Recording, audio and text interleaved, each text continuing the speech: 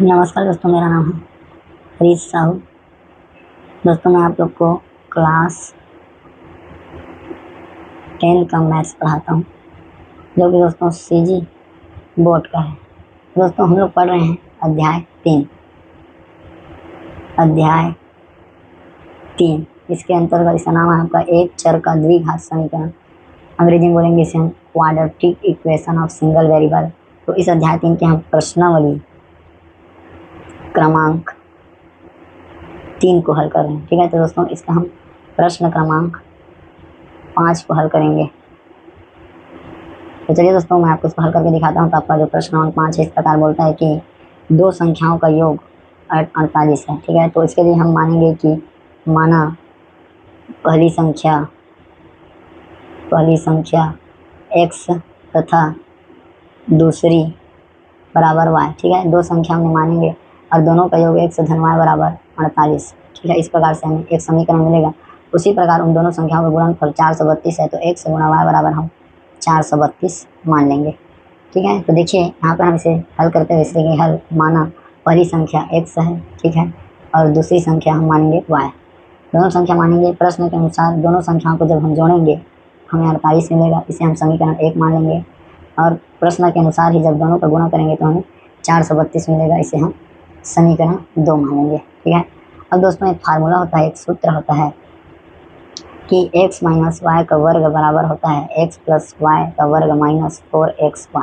ठीक है, इसे आप हल करके जब घटाएंगे तो इसका जो होता है 1 का वर्ग धन b का वर्ग ऋण 2ab और फिर ये धन 2ab और ये ऋण 4xy होता है। फिर ये 4x में 2x घटता है तो यहाँ पे बन जाता है ऋण 2xy, क्योंकि इसके बराबर होता है। ठीक है, तो ये फार्मूला इसका सॉल्यूशन करके आप चेक कर सकते हैं। ठीक है, तो इस फार्मूला में हम मान रखेंगे तो दोनों संख्याओं का योग हमें कितना है 48 है, और दोनों संख्याओं का गुणा कितना है हमारा 432 है। मान को भर दिए, यहाँ हो गया 48 का वर्ग, यहाँ हो गया 4 गुणा 432। 48 का वर्ग हो जाएगा आपका 2304 और 432 गुणा 4 1728। 2304 में 1728 घटेगा आपका 576। अब क्या करेंगे, ये जो वर्ग है इसका पक्षांतर करेंगे। इधर पक्षांतर करने पर तो क्या बन जाएगा, करणी बन जाएगा। ठीक है, करणी रूढ़ बन जाएगा। ठीक है दोस्तों, रूढ़ बन जाएगा।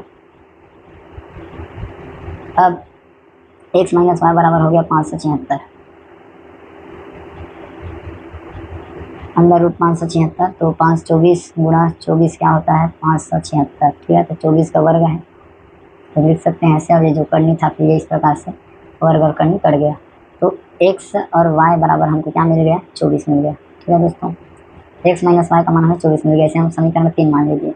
अब समीकरण 1 और समीकरण 2 को समीकरण 3 को हम क्या करेंगे, जोड़ेंगे। समीकरण 1 और समीकरण 3 को जोड़ेंगे तो ये x से x धन में है, दोनों जोड़ गया तो हो गया 2x, ये y आपस में कट गया, एक धन एक ऋण है।